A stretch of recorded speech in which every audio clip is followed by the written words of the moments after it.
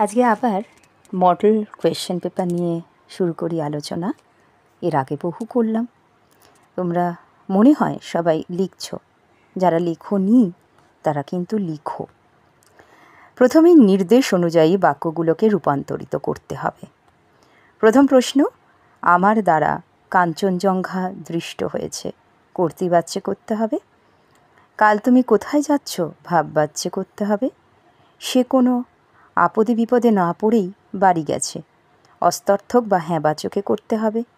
কখনো কথা মুখে আনতে আছে, না সূচক বা নঙর্থকে করতে হবে বা নাস্তর্থকে করতে হবে। একই নাম। আরেকটা হচ্ছে উক্তি পরিবর্তন, পরোক্ষ উক্তিতে করতে হবে। যেগুলো বলছি আজকে সব প্রত্যক্ষতে আছে, ডাইরেক্ট স্পিচ।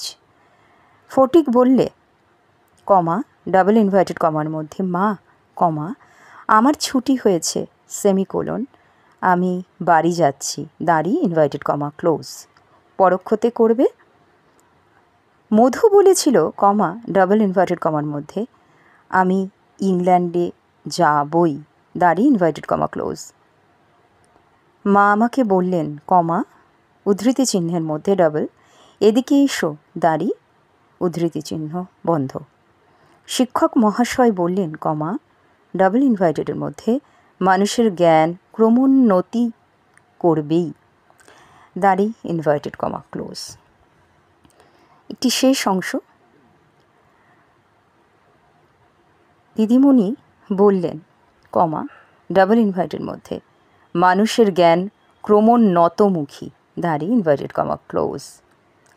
তোমরা এগুলো নিয়ে আলোচনা করবে, ভাববে, পরে একদিন এগুলোর উত্তরে চলে আসবো, তোমরা মিলিয়ে নেবে। আজ এ পর্যন্তই, সবাই ভালো থেকো।